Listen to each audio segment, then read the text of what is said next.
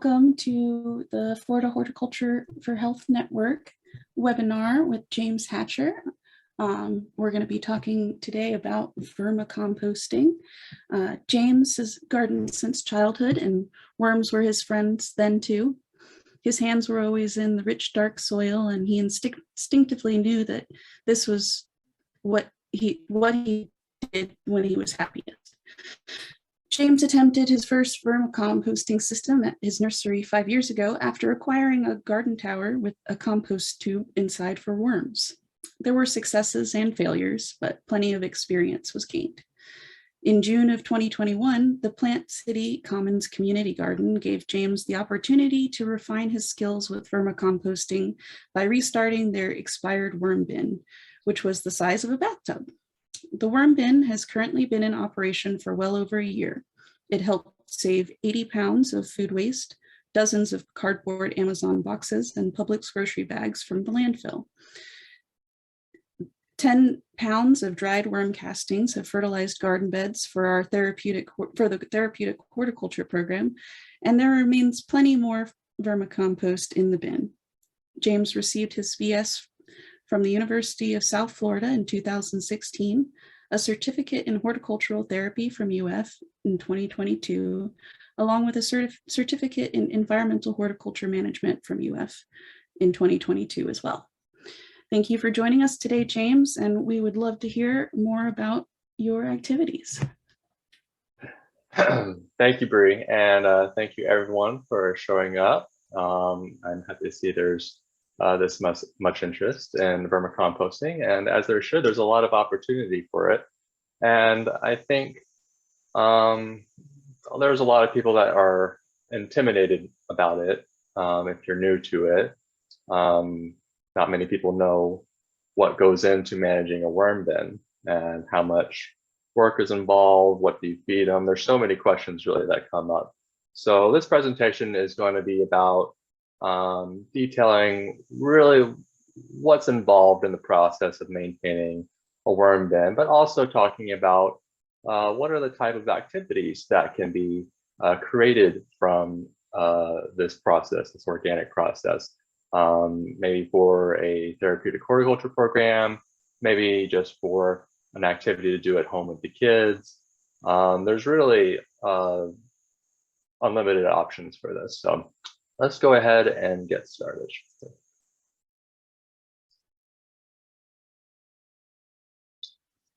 So before we can really talk about vermicomposting, we have to be on the same page of what it actually is. So the definition I use is that it is the use of worms to compost food scraps and carbon sources to create organic fertilizer. We'll get more into browns and carbon sources and food a little later, but worms don't just eat food, they require a carbon source to balance their diet. So it's the combination of the food scraps and the carbon sources that create the organic fertilizer that we are seeking. So that organic fertilizer is called worm castings, aka worm poop, put simply, sometimes referred to as black gold, but it's worth its weight in value in the garden for many reasons. It is very high rich in micro and macronutrients, helps prevent disease, pests. It's a very low dose fertilizer. You're not going to burn your plants, and we'll get a little bit more into the features of the castings later as well. But all in all, it's a wonderful general purpose organic fertilizer or supplement or even an amendment to your garden. Other features of vermicomposting include reducing food waste. Like Bree mentioned, we saved well over 80 pounds of food waste, and that's just from my household alone. We haven't been pushing for maximum production of worm castings. With a worm bin the size of a bathtub, you can imagine we could produce 5 to 10 times as much as we have already. But I like the idea that not only are we helping our garden, we're helping the earth by not putting food scraps in the landfill, but rather giving it to an animal that will help us turn it into rich, potent organic food for our plants. So in addition to the food waste, as I mentioned, we also save boxes, paper. Many people order off Amazon lately, so you automatically get an instant source for carbon there. You go grocery shopping, always ask for paper, and that's another source as well. You get hundreds of pets. So if you have kids at home, or if you just enjoy raising the worms, it can provide some entertainment as well as you watch them grow and multiply and eat more and more and more food. So as I already mentioned, that it's a very nutrient fertilizer. I won't go into that again. Also, this will provide lots of fun activities for all ages. I do this with my son, who's 4 years old, and he helped me create a worm bin about a couple months ago, and he enjoyed the process, and he still likes to come mist the worm bed, help it maintain its moisture levels, handle the worms. So there's different parts to maintain the worm bin that you can involve really all different types of demographics of people. So that's one of the reasons I like utilizing these type of activities in my programs, because usually anyone in every demographic is interested. Not to say everyone will be interested in worms, but there's usually someone in each demographic that would be interested. And of course, you can advertise too, not so much with the red wriggler worms, but with the larger night crawlers, the long, thick worms. You can grow your own fishing bait. So we'll get into more of the details about what's the difference between red wriggler worms and night crawlers. But if you're a fisherman and you like to go fishing, then this is just another benefit to having your own worm bin.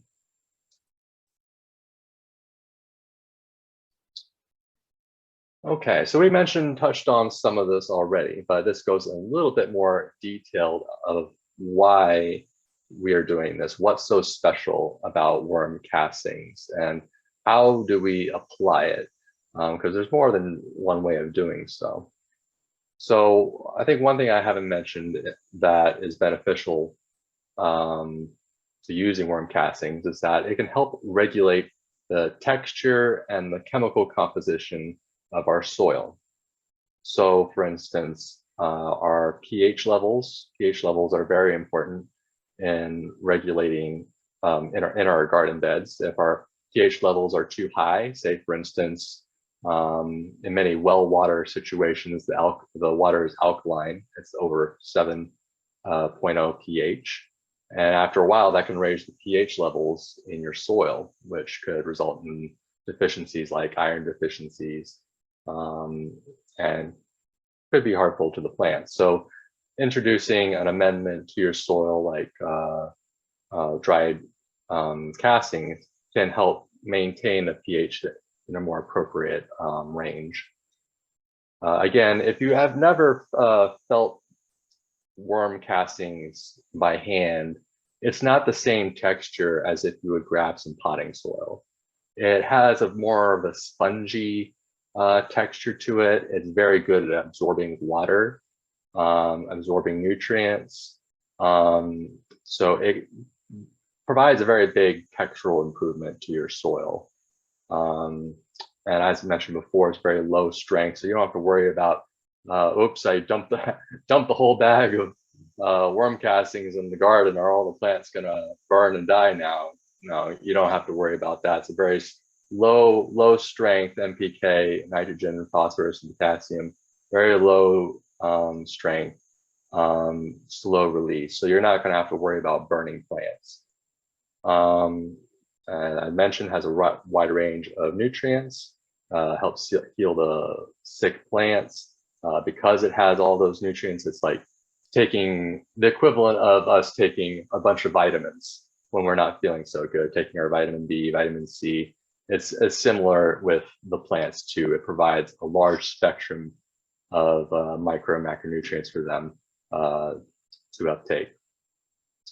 Some other helpful uses is you can take some worm tea, which I'll talk a little bit later, but it's basically the liquid extraction of the worm castings.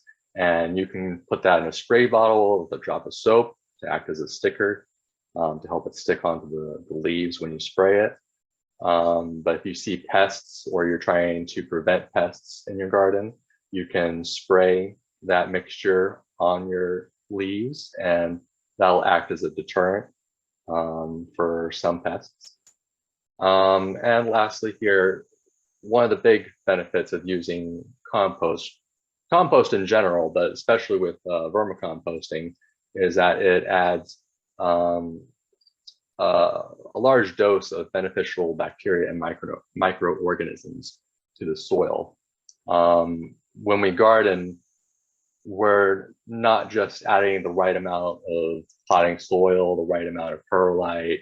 We're trying to create a sustainable environment also for the microorganisms that live in the soil, like the mycorrhizal fungi, which help deliver nutrients to plants. They create a symbiotic relationship with plants. In exchange for sugars that the plant produces from photosynthesis, the fungi provides nutrients that might not normally be accessible to the plant in the soil. So these worm castings help maintain a healthy balance of those microorganisms. So moving on from benefits to applications, so now that we know why it is good to use worm castings, we need to know, well, how do we deliver these castings? What's the best way to apply it? So here on list, there's quite a few ways. One of the simplest ways is to simply top dress your plants. And by that is simply just either grabbing some fresh vermicompost, worms and all, or some dried compost, and just sprinkling around the base of the plant. And you don't even need to cover it. When it rains, or if you have an irrigation system, the water will over time leach those nutrients into the soil.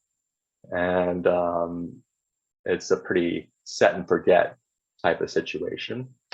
Again, I mentioned the worm tea. I guess I'll mention this now, that worm tea is essentially, you can take some dried worm castings, and it can be fresh too, but the point being that you can steep the worm castings, put them in a tea bag, typically about a cup worth, and let them set in about a gallon jug of water, and give it at least 24 hours, maybe even 48 hours if you want it a little more potent. And you'll see the water will change to kind of more of a rich nitrogen bronze color. And that's a good sign. And that is one of the best things you can feed your plants, especially your container plants, plants that are not doing the greatest. Really, there's no limit to what plant you can give it to. And then a foiler spray, you could take that worm tea, and I think I've mentioned before, either as a deterrent for pests, or if you simply just want to feed through the leaves, you can spray the leaves with the worm tea. I also mentioned as a soil amendment, you can dry it out, or even as fresh, you can sprinkle it around your garden bed, maybe even mix it in a bit into the garden bed, and that'll have a long-term benefit to your garden bed and provide some additional food for your plants later on in the growing season. As for hydroponics, I get this question occasionally, people who have hydroponic setups, and they ask me, can they use worm castings in their hydroponic setup? And it's a little more complicated when you start talking about hydroponics. It's definitely possible. The most common way I see it used is people just buy the store-bought concentrate of essentially worm tea, but it's worm tea concentrate, and they apply that in their systems. one word of caution when using those type of systems is that the organic side of worm castings can backfire sometimes with all these microorganisms. They can create some clogging depending what type of system you're using. So I can't say I'm an expert on using castings in that situation, but it can definitely be done. So one would just need to do a little more research in that regards. All right, so we've covered quite a few of the essentials here. And now this is an area where some people get stuck on is, okay, but what about the worms? What worm do I pick? There are many type of composting worms. I list 2 right here, but these are not the only kind. So the main worm that you're going to want to concern yourself with for composting is the red wiggler worm. And when I talk about vermicomposting, I'm going to be referring to red wiggler worms. They're the smaller worms. They're only about, when they mature, only about maybe 2 to 3 inches max, probably closer to just a couple inches. Bright red, as listed, 1,000 worms can eat 1/4 to 1/2 pound a day, so 3 or 4 pounds a week approximately. So they're a very voracious eater, and one of the reasons that they're the prime choice for composting, just for the fact that they'll ball together around some food and devour it very quickly, especially if they're hungry. They're also easiest to manage. They're very low maintenance. I've had, of course, I've had my share of issues raising worm bins, but just in regards to the worms, they're very low maintenance, easy to take care of, and of course, cost efficient when you're buying from any vendor. They're going to be the least expensive to buy. Versus moving over to the European night crawlers, you're going to be paying a lot more for those. And that's because of their size. Again, these are the very large worms. You commonly use these in fishing. They're not the same thing as earthworms that you might, as a kid, or see your kid dig up in the ground. I believe they're related in the same family, but they're not the same thing. European night crawlers are very excellent burrowers. They can burrow several feet underneath the ground. They're very helpful at aerating garden soil. So you could theoretically introduce them to your garden bed just to help provide some aeration, get some more oxygen to the plant roots, which is helpful. And they do still provide worm castings and are decent composters.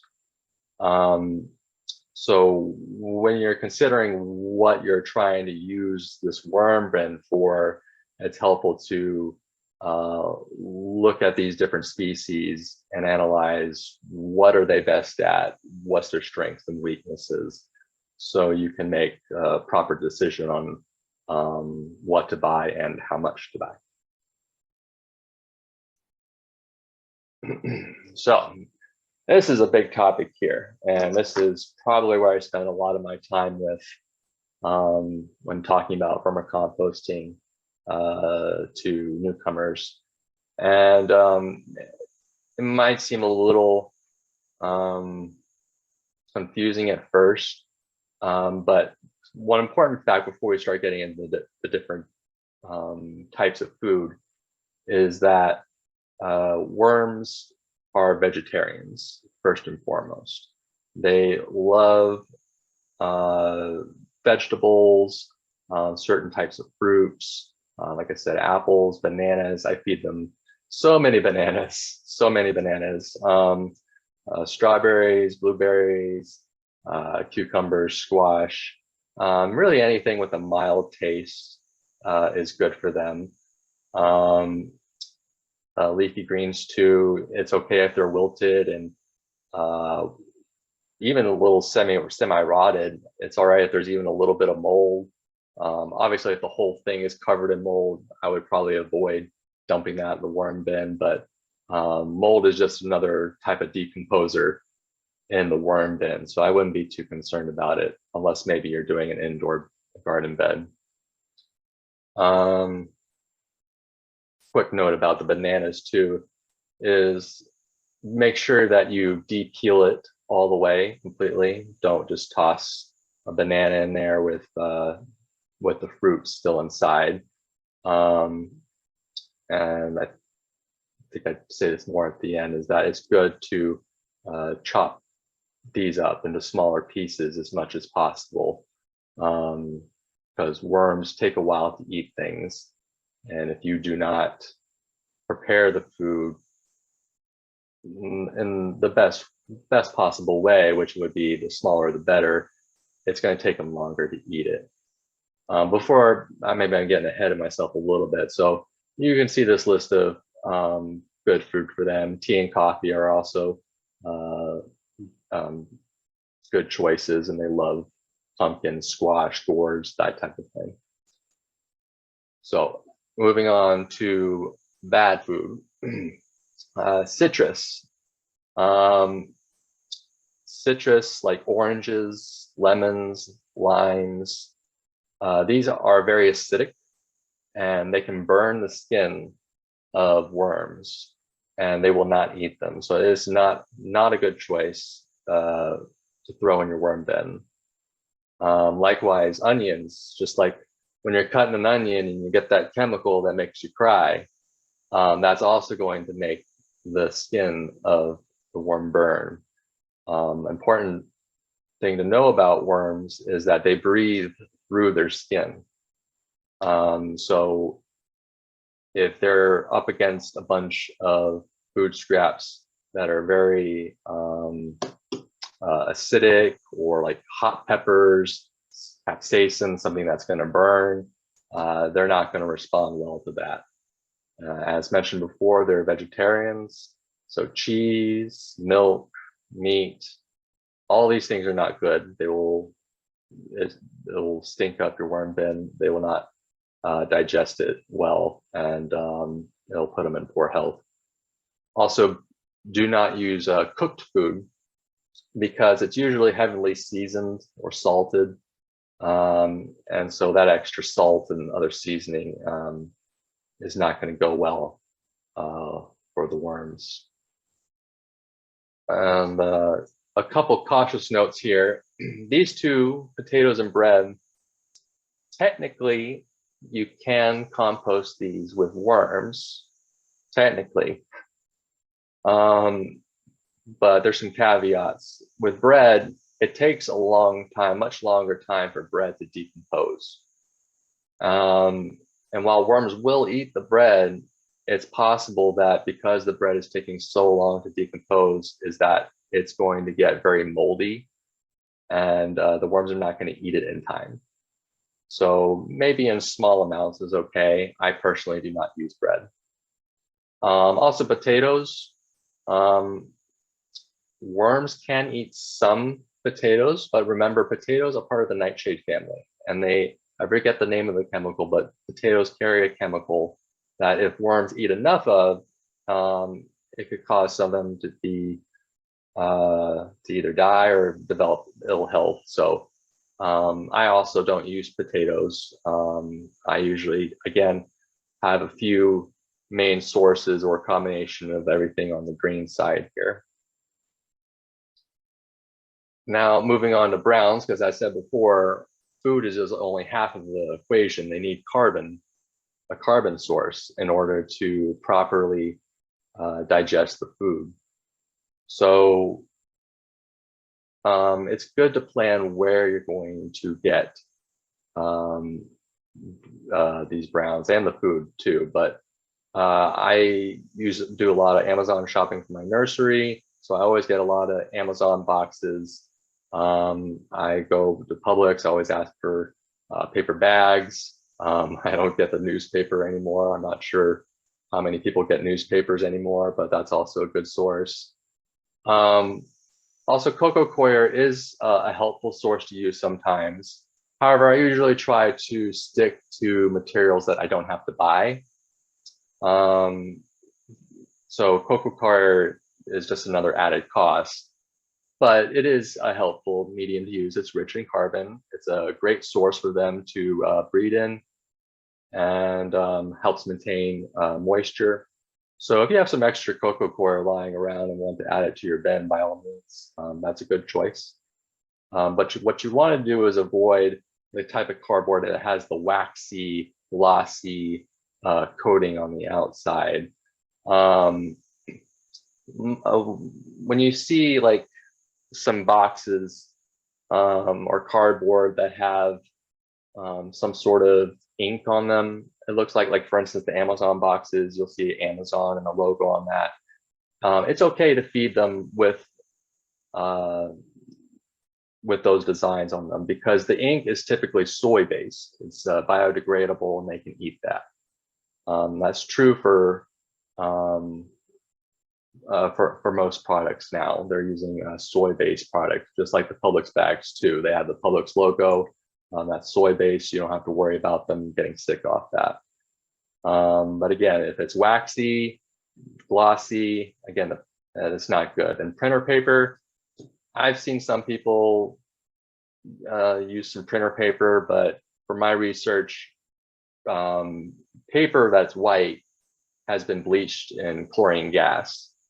And I just avoid, I don't personally use printer paper like that. It also has a very some of it has a semi-glossy texture to it. And I found that the worms like the natural brown paper or cardboard the best. So I mentioned some of these feeding tips already. These are very helpful to know and make note of. When you're feeding, regardless which of the green food items you choose, it's helpful to chop or blend your food. It's not a requirement that you blend your food. If anything, it's a special treat for your worms, and they do greatly appreciate it. They love it. I'd say there's some advantages to blending your food, which I touch on a little bit later.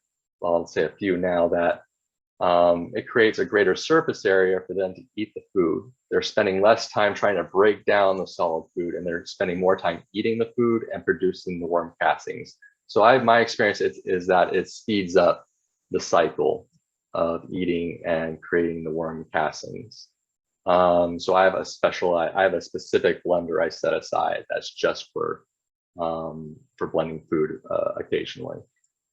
But if you don't want to do that, it's good to at the very least chop the food down an inch or two apart to give them a better opportunity to break down the food. Also, how often should I feed? This is another very common question that comes up. A good way of doing it is making a dedicated feed day. So I typically at the community gardens feed the worms once a week. They could probably go a couple weeks without food if something came up and a couple weeks went by. They're probably going to be okay, because if they don't have food, they can just eat their bedding. So if they have a lot of bedding, they're just going to eat that. It won't have as many nutrients, but they'll have something to eat. That being said, if you feed them once a week and you're not sure if you're giving them enough, periodically check on your worm bin and bury a single spot to put your food. That way you can check, you can uncover a little bit, and say 3 or 4 days later, you wonder if they ate all their food. You can uncover it and you can see, oh wow, they still have a lot left, or wow, they ate everything. I don't see anything at all. I need to increase the amount of food that I'm giving them. So it's good to periodically check in on the worm bin throughout the week, especially starting out until you get a good handle on it. But once a week for feed days and general maintenance, in my book. Also helpful to weigh your food, to track, not only to see how much food you've saved from the landfill, but to keep track of, is my worm herd getting bigger? I see that they're eating more food. Does that mean I have more worms? Or vice versa, they're not eating as much. Is there something wrong? And as I mentioned, it is good to check on them periodically, so there are no surprises.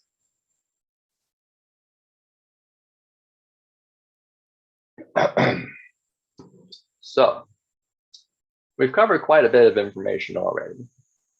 And if you're feeling overwhelmed, just take a deep breath. Just write what notes you can. This is not the end of it. And I'll have my email address at the end for any questions too. After the presentation, I'll answer some questions here too. We'll have a Q&A session. But this is just to sort of help you delve into the world of vermicomposting and help you get a sense of what type of questions you should be asking, what type of knowledge should you be researching to understand this process better. I did not succeed at all the first time I tried this. I had limited success.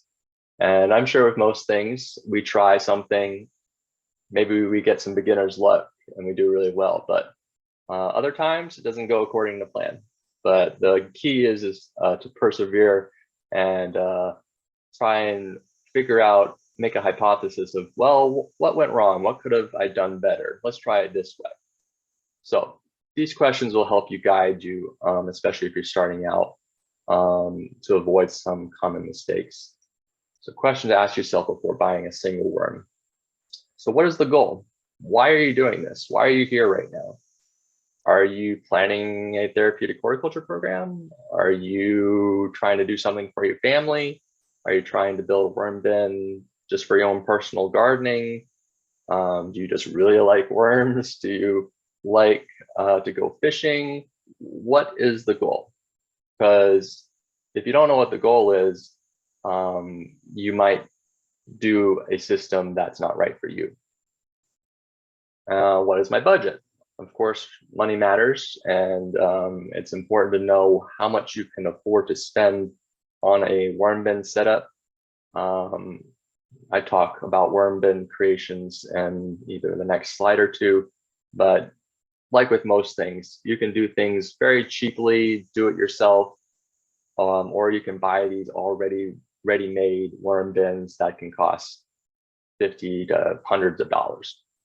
So what your budget is going to help determine what you're capable of doing for a worm bin. Also, how quickly do you want castings? Do you want them in a year? Do you want them in 6 months? 3 months? Typically, if you have 1,000 worms, which is a pound of red wiggler worms, and you just introduced them to a bin, they just got started, it's going to take about almost 6 months to start producing castings. But after that 6 months, you're going to be able to start harvesting a little bit throughout the month, every month. But if you had more worms, you would have that. So, and if you only had started out with 250 worms, it's going to take you a lot longer. So again, what's the goal? Is the goal to produce a lot of castings for your garden? Is it just for the enjoyment of watching the worms grow, reproduce? So that's an important question to ask. How will I raise these worms? Is someone helping you? Where are they going to be in the garage? Is this an outdoor bin? Do I have the time to maintain the bin? These are living animals. These are not plants. So they do require maintenance. So it's important to understand how you feel you'll be capable of raising these worms before you purchase them. Where am I sourcing food scraps and carbon? I believe I mentioned this a slide or two before. It's good to know or even stockpile these items before you buy worms, because you're going to need to have the bin completely ready before the worms get there. So you're going to have your cardboard broken down, your paper bag shredded. You're going to have them soaked and ready in the worm bin before the worms even arrive. And again, food scraps, if you have a large family and you don't really have to worry about not having enough food, that can be a good thing. If it's just you and you're concerned that you're not going to have enough, some options would be to freeze your unused food scraps, put them in a steel container, and just put them in the freezer. I do that for the community gardens.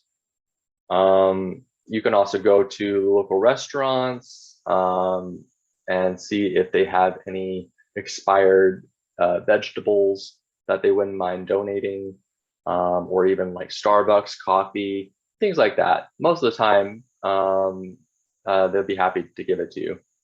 So that's some ways to get your food scraps. And lastly, what is my action plan? It's good to get a piece of paper and a pen and write down what is the flow and order of what is about to happen. What do I need? What's my materials lists? What am I going to do first? And if you have a plan, a living action plan already written out, then you can just refer to that whenever you're not sure what the next step is or what you need to do next, and it'll provide some peace of mind.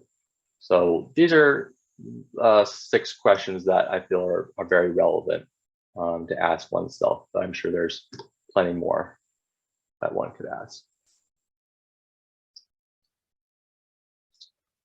All right, so you're ready to make your worm bin. Won't spend too much time on this, but this is a simple, you can make a worm bin out of anything. You can put it in a trash can, you can put it in a bathtub. I mean, you can make it really out of anything, but the simplest option I found is to just do it a plastic coat. So here's a little demo. We used this, my son and I used a 66 quart tote and a 1/4 inch drill bit. I see some sources saying that a 1/2 inch drill bit does better, but I hadn't had any issues with a 1/4 inch. You're gonna drill a shotgun pattern style, 3 inches apart on the sides and the top. So as you see on this side, you see I put drill holes on the top as well, and the side. And I put one hole on each side on the bottom for drainage, so there's no pooling. Worms like moisture, but they cannot swim. So it's good to avoid a buildup of water. So after you drill the holes, clean out the plastic pieces and sanitize the bin with a 5% general purpose vinegar solution. Don't use any harsh chemicals because they can linger, and we don't want chemicals in our worm bin. All right, worm bin management. So may have touched a few on these already, but common issues, and we can go into this more in the Q&A, is that you'll see is that you didn't put enough bedding in. There's not enough carbon. Maybe in this picture, I could have doubled the amount of toilet paper and cardboard I used. You fed them a little too little or too much. In the previous couple slides, I talked about how you can tell if they're eating enough. Too wet and too dry, you'll face this issue quite a bit, especially in an outdoor bin if it's raining. If a bin gets too wet, the worms will crawl up the sides of the bins because they can't breathe. They're basically drowning. So to fix that is to add more dry carbon, such as broken down strips of cardboard or paper, whatever you have on hand, and mix it around and keep it somewhere dry. And again, that creates a lack of oxygen if there's too much water. And of course, pests, which we'll get into a little bit. I believe I've already mentioned this. Pick a day to feed the worms. You can freeze the scraps. I believe I mentioned that as well. Also helpful, I don't think I mentioned this, is to physically get your hand or a shovel and turn the compost at least once a week so it doesn't get so anaerobic and compressed. It helps create oxygen and airflow. And also very important, and I would highly recommend keeping a worm log, like a journal or diary. And that way, if something happens, you can look back and see, well, is it something I did like a couple weeks ago? Or, I mean, what happened? So at least you have a record. of what happened.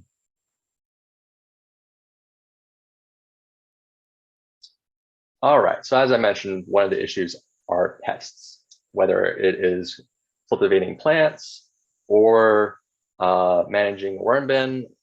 Bugs are everywhere.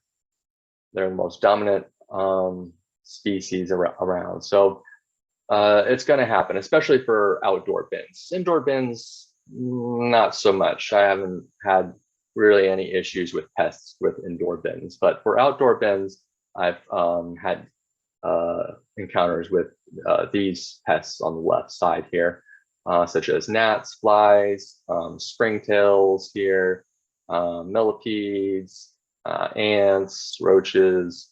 So it's inevitable that there are going to be other pests that get into your worm bin outdoors. So don't freak out if you see other things in there. They're likely decomposers just like the worms.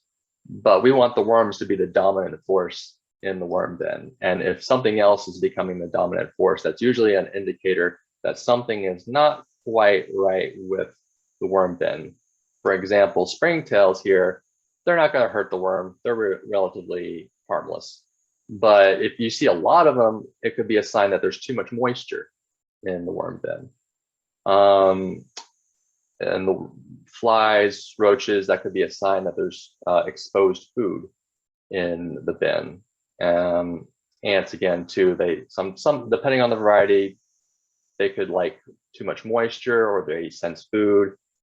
And millipedes, there's a difference between millipedes and centipedes. Millipedes are vegetarians and are decomposers.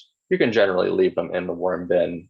But if you see centipedes, I don't have pictured here, centipedes will eat worms. So if you see centipedes, get them out. So briefly mentioning some tools that you can use. Say, for instance, I had to deal with a fungus gnat infestation a couple months ago.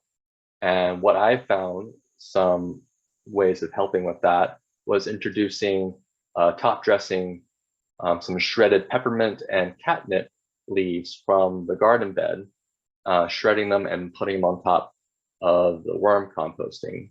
This was closer to summer. So what happened basically was the essential oils from the leaves evaporated and deterred the gnats from entering the worm bin, and it did it very effectively. You can also buy a physical barrier, like a screen netting. They sell them on Amazon for about 20 bucks or so, and you can just drape your outdoor bin with that to help reduce the amount of bugs that do get in. There are some things you can spray around the bin or outside the bin. This is the Bacillus, the BT bacteria, and neem oil. Both items will not hurt your worms. I wouldn't recommend still spraying a bunch of it on the worms, but I usually spray around the perimeter of the bin just to, again, deter any pests from getting in. Fly traps, also very useful, also for roaches too.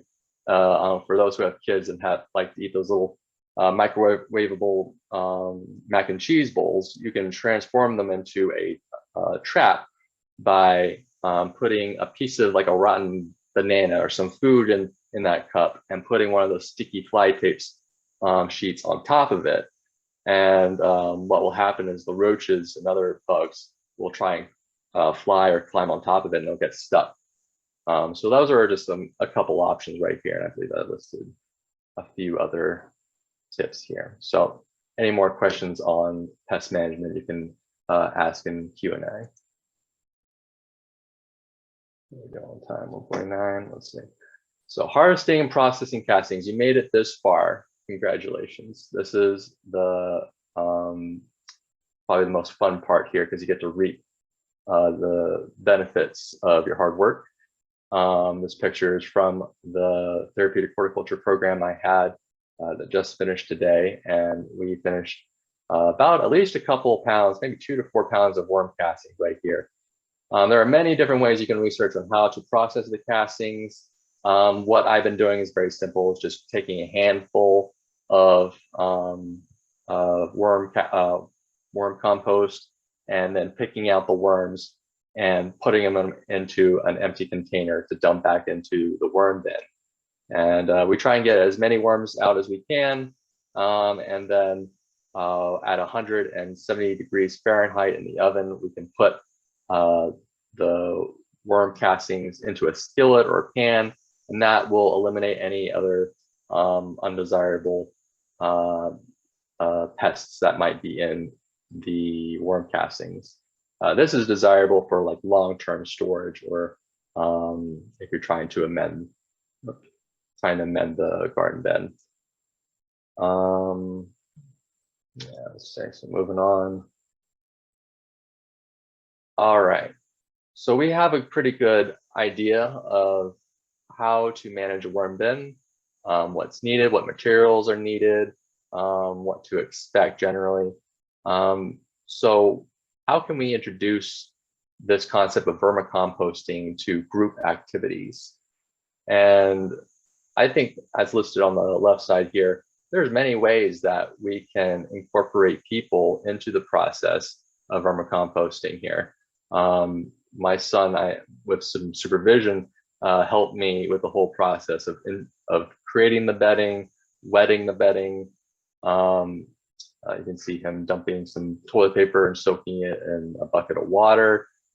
He's putting his hand into the worm bag and distributing the worms into their new home. Even some kids or some adults like handling worms more than others, but he always enjoys picking up and handling worms, and so that's something that can be introduced to. So some activities could be the worm picking games. You could try and see who can find the biggest worm. You can do some paper and cardboard shredding, which is great if you're having a real tough day and want to blow off some steam. If you want to make it an easier activity, you can soak the cardboard in water so it tears a little more easily. As I mentioned, worm handling. Some people really enjoy pulling a bunch of worms, and it's a pretty interesting experience.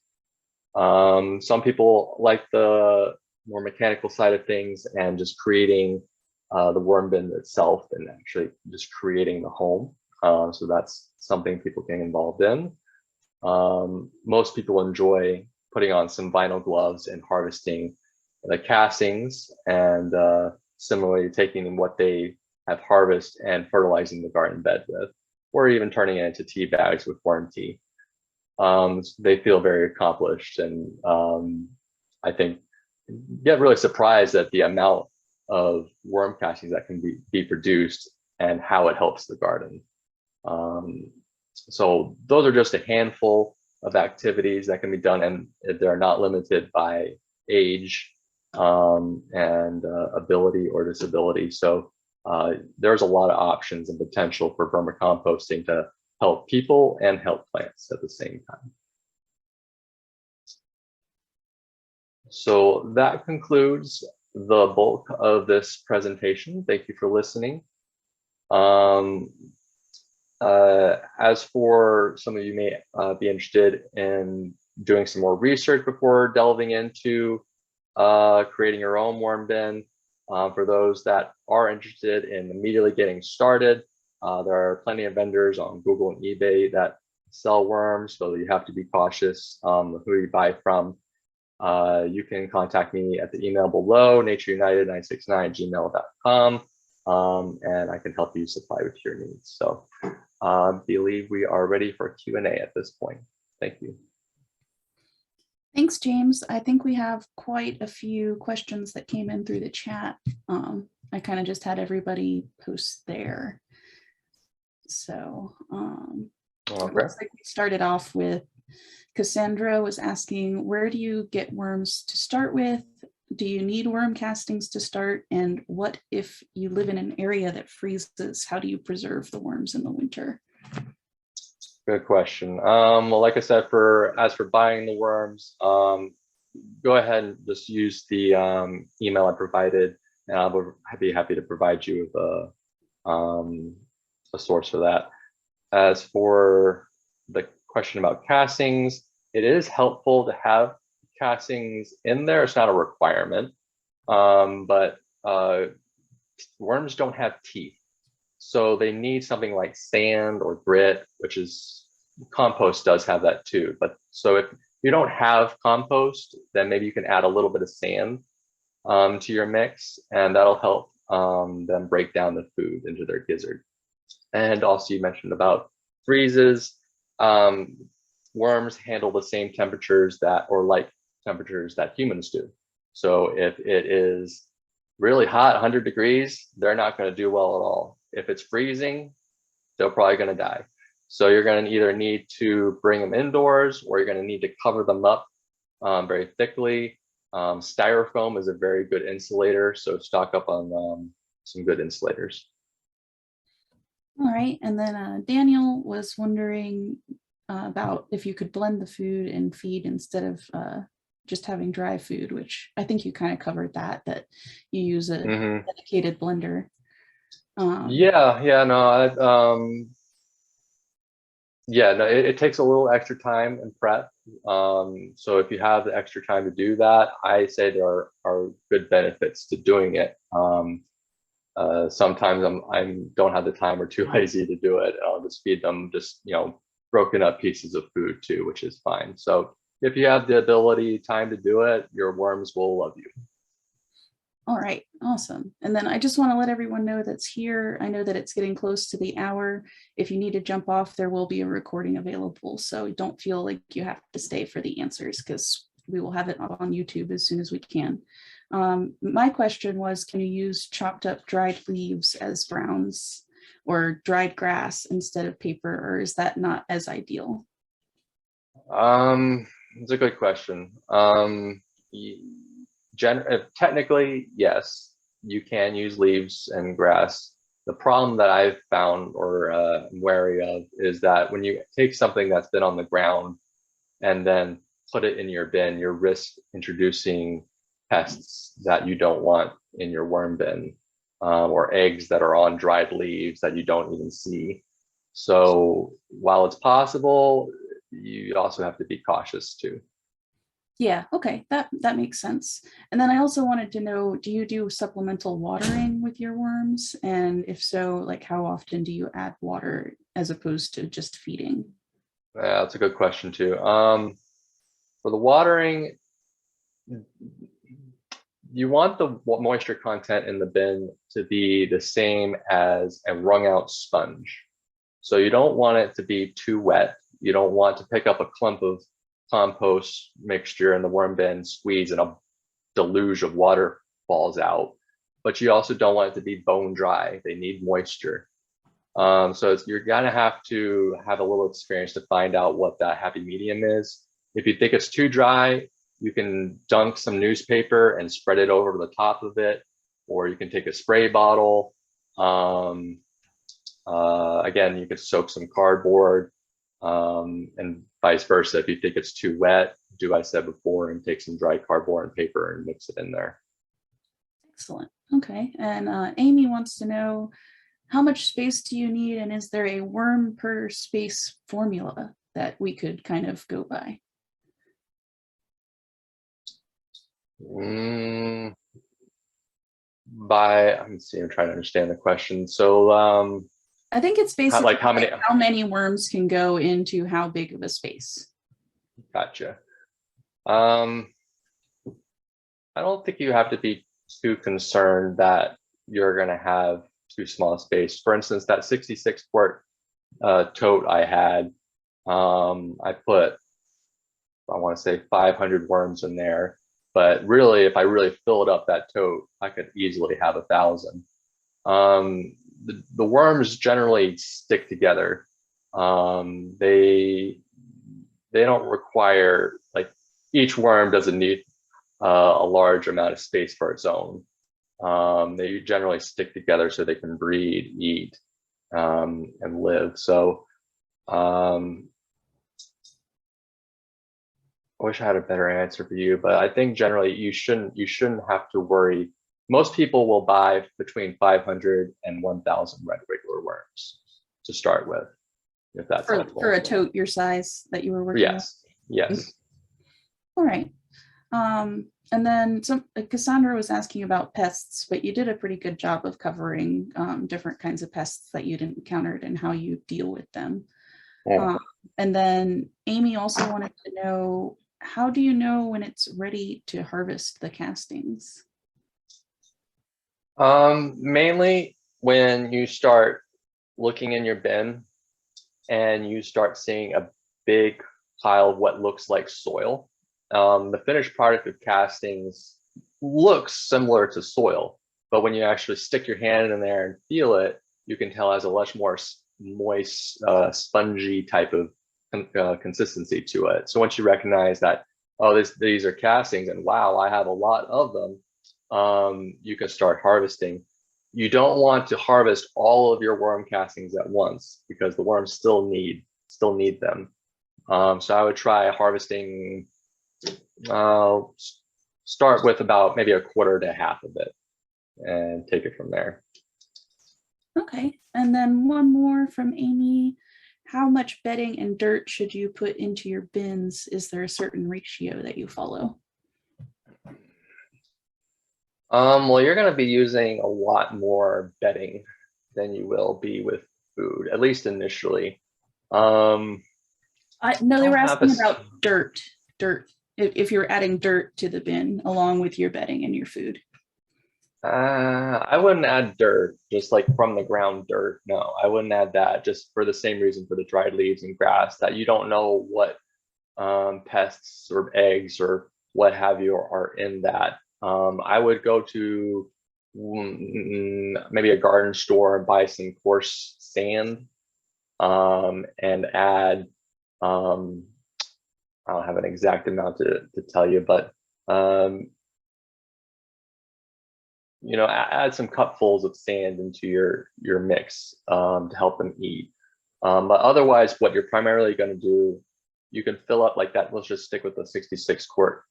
You could fill up that 66 quart between half to 3/4 of the way with bedding, like newspaper, cardboard, grocery bags. Let them soak and let them be damp initially when the worms get there. So that gives you an idea of how much bedding you're going to use. And the worms, again, you can calculate, well, if 1,000 red wiggle worms eat a 1/4 pound to a 1/2 pound a day, which is like 3 or 4 pounds a week, you can calculate, okay, well then if I have 1,000 worms, I need to feed them, about 4 pounds a week. Okay, yeah, that makes sense. So we're not adding much dirt to the bins. It's mostly just bedding and food with a little bit of coarse sand just to give it some substance to work with. Yeah, like I said, I wouldn't really add dirt. You could add maybe vermiculite or cocoa coir, Okay. or sand, but We're I making wouldn't. soil. We're not using dirt. Yeah, yeah, you're making your own soil. You don't want to take the dirt from the ground. Okay, awesome. Well, I think that sums up all of the questions that we had gotten. If anyone has any more, please feel free to ask. But if not, then I think that is pretty much everything that we had to do today. Unless you have anything else Wonderful. for us, James. No, I think that's it. I would just say that experimentation with this goes a long way. Don't be disheartened if you have failures. I've had my share. A lot in gardening in general. It's a big science experiment, and you don't know if you're doing something right if you don't experiment and try different methods. Because, like, what's the saying? Doing the same thing over and over again is definition of insanity. Yeah. So that's the same thing with vermicomposting gardening. If something's not working right, make a hypothesis, change it up, make note of it, and see what the results are. All right. Well, thank you very much, James. I think that concludes our program for today. I want to thank everyone for joining us. This was the Florida Horticulture for Health Network and our lovely guest, James Hatcher. And please join us again in the future. We have webinars and discussion groups regularly. So make sure to check out our website or our Facebook, and you can find out more on our free education.